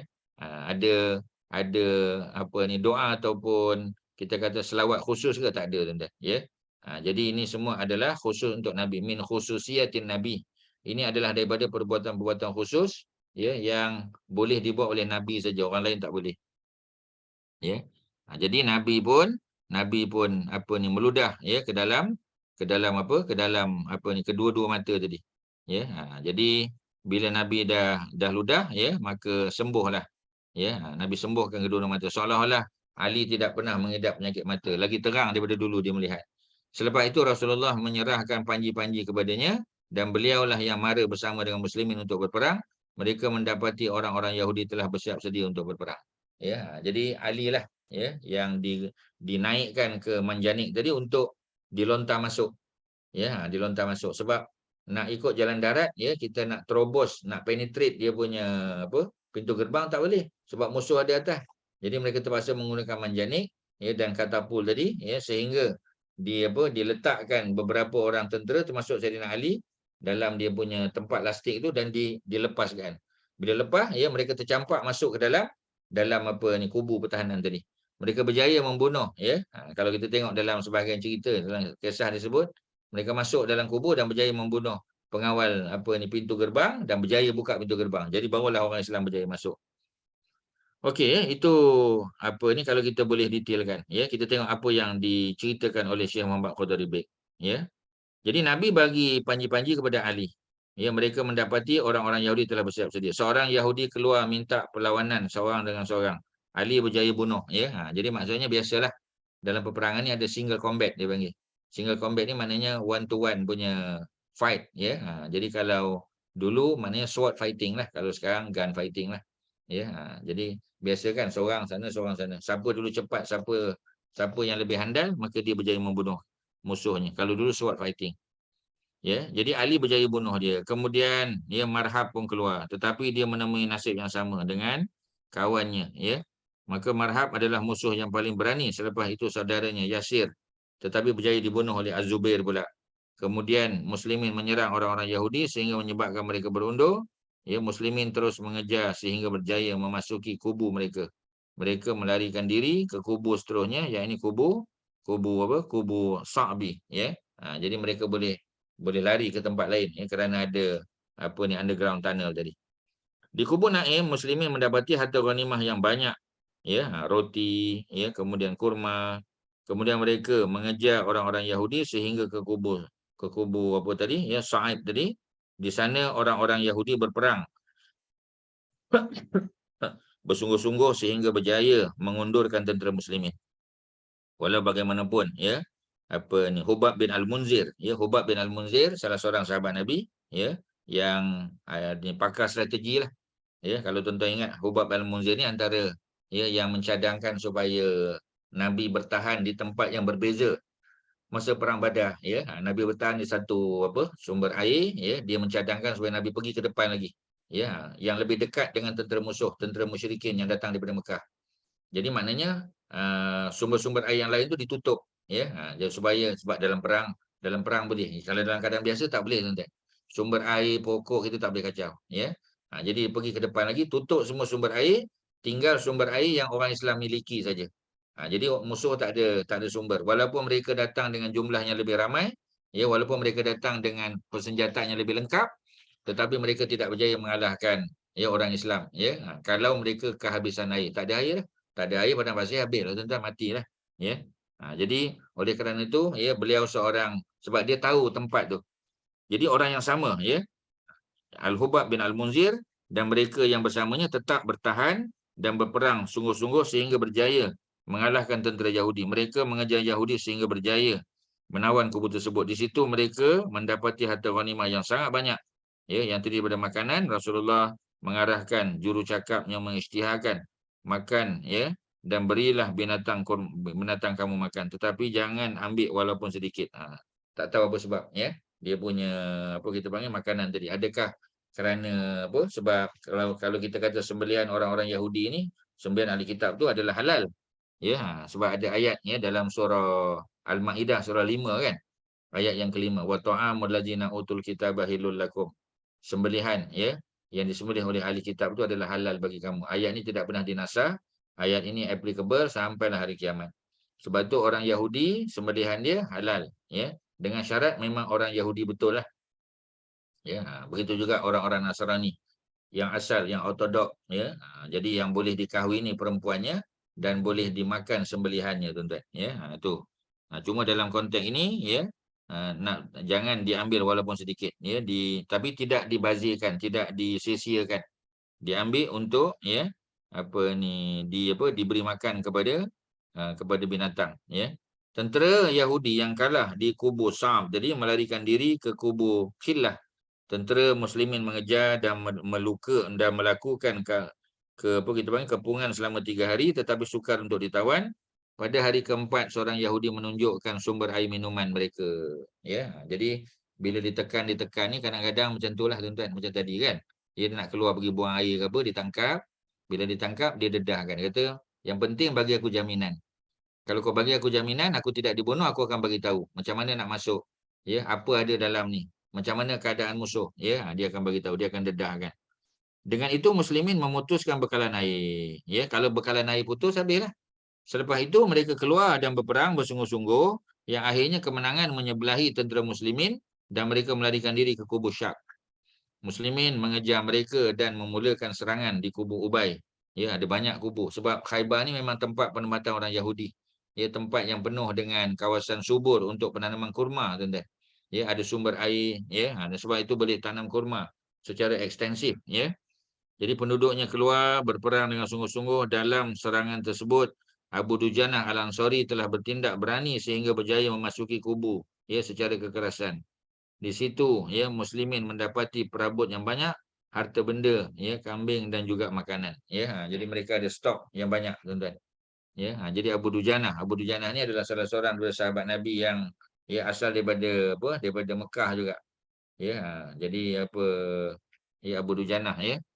Abu Dujanah ya. Abu Dujanah ni orang Madinah, tuan-tuan ya. Beliau ya yang diberikan pedang oleh Nabi, tuan-tuan ya. Diberikan pedang. Kalau yang Mekah tu Abu Jandal. Ya, Abu Jandal. Abu Jandal ni yang bapa dia tangkap dia. Dia nak masuk Islam, ya, dah masuk Islam, tapi dia dikurung oleh ayahnya ketika perjanjian Hudaibiyah tu, dia berjaya melepaskan diri, tapi dia ditangkap balik. Ya, Nabi tak boleh tolong dia sebab dah ada perjanjian. Ya, dan perjanjian tu ditulis oleh bapa dia pula. Ya, oleh bapa dia sendiri. Jadi bapa dia minta supaya Nabi tunaikan konsekuen ya daripada perjanjian tadi, maka Nabi terpaksa lepaskan ya Abu Jandal. Abu Jandal maknanya Abu Jandal balik pada ayah dia lah. Ini Abu Dujanah. Abu Dujanah ni ya yang dapat pedang dalam perang Uhud dan dia berjalan dengan begitu sombong. Ya, dan Nabi kata cara jalan macam ni Allah murka. Ya, kerana ni jalan orang sombong, tetapi dalam perang dibenarkan. Kerana al-harbu khida, ya, apa ni peperangan itu adalah merupakan tipu helah, ya, tipu daya dalam peperangan. Kita boleh trick orang, kita boleh tipu mereka dalam peperangan. Ya, dalam keadaan biasa tak boleh lah, tuan-tuan.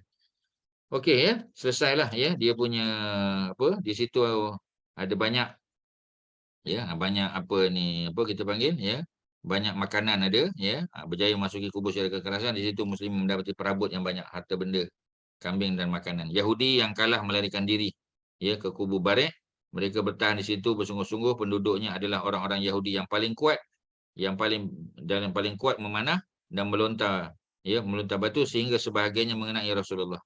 Tentera muslimin memasang manjanik. Ini menyebabkan orang-orang Yahudi merasa takut, melarikan diri dari situ. Di dalam kubur tersebut muslimin mendapati bekas-bekas yang dibuat daripada tembaga, tembikar ya, periuk belanga dan pinggan mangkuk. Rasulullah bersabda, basuh dan gunakannya untuk memasak. Tidak ada masalah. Ya, tak payah disamak, tak payah, tuan-tuan. Ya, kerana orang Yahudi dia tak makan khinzir. Ya, so tak ada bukti ya.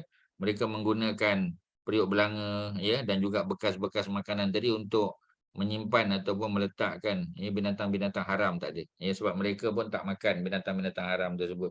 Ya, mereka pun sangat mematuhi ya kosher food dia. Jadi oleh kerana itu Nabi kata basuh aja. Ya, basuh dan gunakanlah ya untuk memasak. Tidak ada masalah ya kerana mereka adalah ahli kitab. Kemudian ya tentera muslimin terus mengejar saki-baki musuh yang bertahan di kubu Katibah. Ada banyak kubu dia. Mereka memulakan serangan di kubu Qamus ya. Kepungan dilakukan selama 20 malam.